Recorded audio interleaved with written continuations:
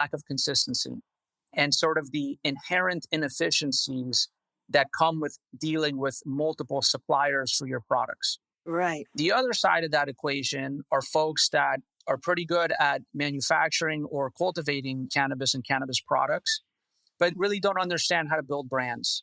And in that lane, ultimately, you fall subject to price compression, which has been an early scourge of the industry in a myriad of states and in places abroad like Canada, et cetera. And, it becomes a race to the bottom.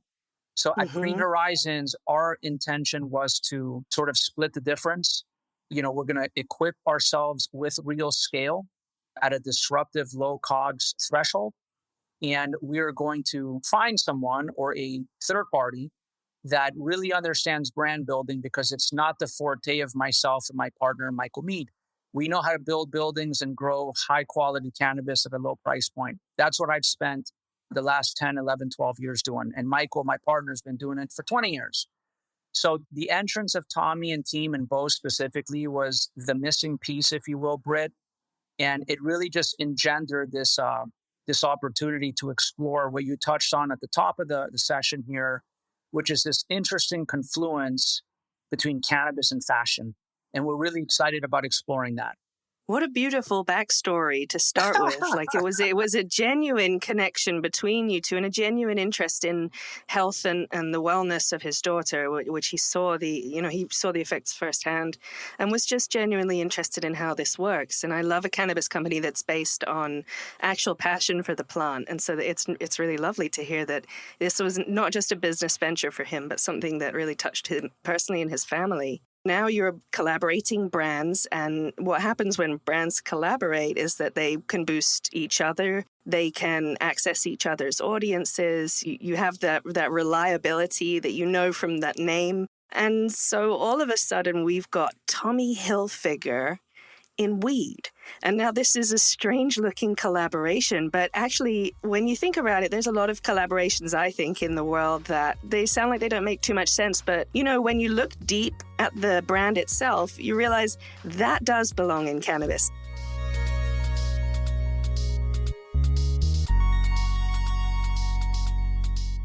I want to talk about the founding of the BOAST brand and how it plays into cannabis culture, and where Green Horizons and Tommy Hilfiger are taking BOAST now. So BOAST was launched in Connecticut in 1973, and it actually wasn't anything to do with Tommy Hilfiger's brand, but similar to Hilfiger, was in Connecticut, and I think that maybe caught his eye back in the day. It's this athleisure, polos, Letterman jackets, like proper 70s preppy looking, but it had this leaf on it. Back in the day, it was a bit of a nod to the cannabis consumer who is also active, right, and is enjoying tennis. But it was sold as, this is the Japanese maple leaf is the logo. Right. And not until, was it 2017, when Hilfiger bought BOAST and started thinking about reinvigorating this brand. And now I can see the perfect crossover is this apparel line, which sort of was a counterculture nod to cannabis back in the day, and Hilfiger, whose family has seen the power of cannabis, and you, the person who introduced the Hilfiger family to the power of this medicinal plant. I see this beautiful circle of how this has all come together, and that brand collaboration makes so much sense to me. Oh, I received that with a lot of grace and gratitude, Brit, and we're seeing the same thing. And what's so interesting about, to your point of sort of how organically and almost effortlessly it all came together, I guess the founding of the brand, let's start there, which I thought you did a great job of encapsulating that. It was a wink towards cannabis culture. The original founders of the brand back in 1973 intended the leaf to be that wink at a time when the world was in a different place. And the brand had its moment back in the day, 70s, 80s. I'm talking McEnroe, Connors, Arthur Ashe, the big tennis players. They were rocking this gear. It was huge. And Tom Cruise wore it in Risky Business. So That's right. Very cool. Right. It had this moment. And I don't know exactly the inner workings of the mismanagement at the brand level that came thereafter, but there was a decline of the brand and that it didn't continue that meteoric growth. And then Polo and the other stuff came and took over, right? And it just sort of went away for a while. It never was discontinued, but it lost that sort of place for a while. Tommy saw the brand years later, and his intuition was, yeah, hey, wait a minute. First, the creative aesthetic of the apparel itself, which is ultra, ultra high quality, like the gear is crazy cool. People have an almost irrational response to it. It is really, really awesome. And that was prerequisite number one for Tommy. Prerequisite number two was there was an opportunity for him, ever the savvy businessman, to pick it up at a very good price and, just buy it out. And he saw the opportunity because, obviously this man is a visionary. He said, wait a minute, there is going to be a moment where I will find an alliance. He didn't know who, he didn't know when, but he figured somewhere down the road, he would come into a scenario where he could leverage all things heritage of BOAST, the apparel, and cross it over into cannabis in a compelling way. And my partners and I were just lucky enough to be those people.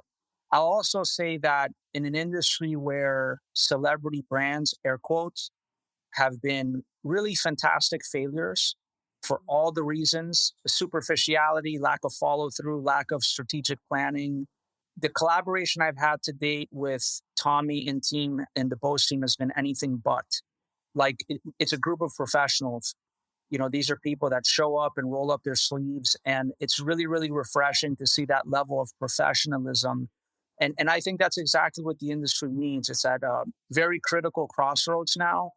And I think with this opportunity to reach 2.0 consumers by virtue of introducing the fashion and the apparel and pairing that with products that are accessible, a big thing for us, Brit, is cannabis products have been enmeshed in this THC arms race, which is so unfortunate. There's so much more to this beautiful plant that can be consumed in a more balanced way. And it really bothers me when people that are new to the plant have a quote unquote bad experience because they take an edible or something like this that is way too strong. And then you lose them forever. And there's a blockage there. And it doesn't have to be that way. So a big part of what we want to do, patience is a word that we use a lot. And we want to carefully curate products that reach people at a level that are welcoming, do it at a price point that's welcoming, and be there to really be partners with them in their journey. This is the vibe. And it's something that has worked really well to date. So where have you been able to debut this so far, and how has it gone down? In the debuting of the brand thus far on the cannabis product side, we've done some activations in California, and we just initiated sales in Canada, actually just last week, and we're already up to about over 30 shops that have picked up the brand. Yeah, so you're catching us at a good moment, you and your audience, insofar as the brand really starting to take root. And we'll be issuing a press release about all of this, just kind of letting the world know that we're pressing go now. And of course, that'll be buttressed in the most beautiful way by the fall issue of Different Leaf magazine, which we have given the magazine the exclusive first look into the underpinnings of everything, how it came together, what our motivation is, the stuff that we're sharing about here.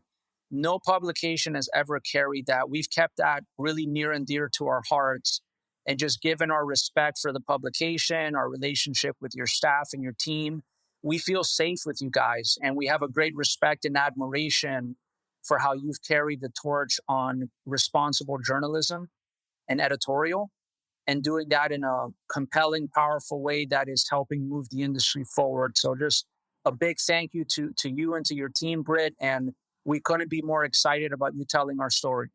Thank you so much, Los. We are honored to be able to tell it. This is definitely a collaboration and a company that caught our eye, not just for its roots, but for where it's going in the future as well, and what it does to integrate cannabis culture with fashion culture. And we love to see those crossovers, those artistic, creative crossovers. So the line that you're talking about launching alongside Hilfiger is going to be is this right, in 2024 we're expecting the line?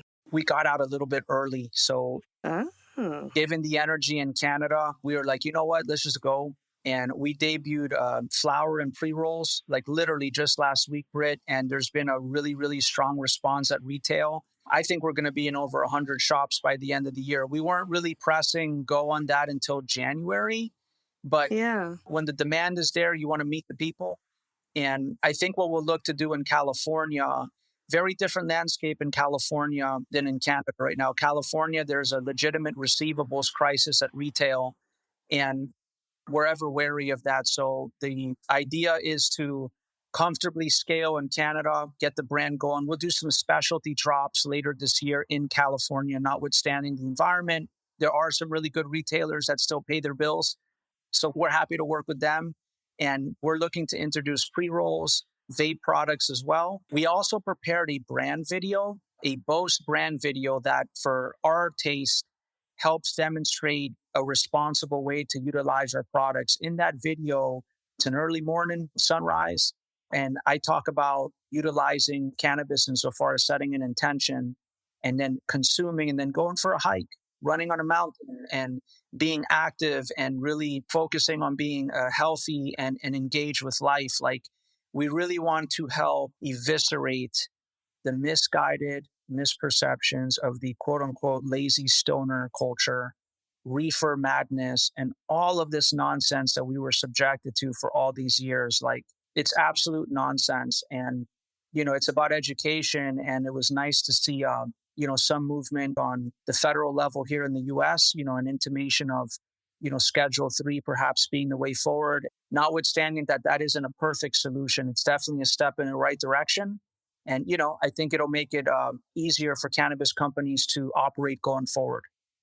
Just to piggyback off that, it'll also make more people open to the idea of consuming cannabis and, more trustworthy possibly, because a lot of people do rely on the government to say what is safe and what is not for them. And when cannabis is scheduled up there with heroin and, it puts people off, it scares people, and a lot of that stigma is still around. But like you said, when you get to pair brands together, you get to bring across that trust and that quality that you already know from, say, the Hilfiger brand or the BOAST brand. And descheduling, whether it's perfect or not, at least allows more accessibility for folks. I think that's an incredibly important move. Yeah. And the folks that you're talking about that are interested in this sort of brand are discreet but active stoners. And there are so many of us. In fact, a few weeks ago, I spoke to Ethan Zone, who is a former pro soccer player who used cannabis during his cancer journey as well. And now he uses cannabis before, during, and after running marathons. Like, the whole view of how we use cannabis is very different now. And there's definitely this sort of niche group of people who really like to use it before they're active. I'm one of those people that like to use it before I sleep, like before I'm inactive. But there's a lot of people that find it incredibly energizing. Certain strains, whether it's gummies or they're smoking it, some people find that it can really help you in sports. That's something else that we see in the crossover brand between you guys and the Hilfiger company, is that sort of sporty, athletic, outdoorsy feel to it. Is that the sort of customer that you guys are seeing right now with that drop in Canada? 100% yes. That's the vibe, Brit. And hey, we also have products that help you sleep and recover as well. So it's about addressing that entire pendulum. And we, of course, and this was something that we discovered more recently in terms of a scientific finding, we have an endocannabinoid system, right? And we have learned that ingesting cannabis in a responsible way in a medicinal capacity with intention helps feed that endocannabinoid system. And in doing that, we engender equilibrium, homeostasis. That helps us with focus, being active, thinking more clearly, et cetera, during the day. And it also helps us go to sleep and rest more deeply at night. And yes, to your point, different strains, different effects, different terpene profiles, different cannabinoid profiles as well. This is the secret sauce. And now, to your point as well, that Schedule 3 looks like it's going to become a reality. That is going to open the doors for more research. And that'll lead to, again, to your point, helping people let that stigma fade away, let folks get educated and come and have these experiences with themselves. And that's how we move the needle forward. It's important that we are patient. Things take time. And I think that we're just, coming out of the eggshell a little bit in terms of, shedding the years of the misinformation. And We're almost kind of getting over some PTSD of sorts as a collective, and plant medicine. And hopefully cannabis is the tip of the spear. I really believe that the power of all these medicines that are available to us working together in tandem. I mean,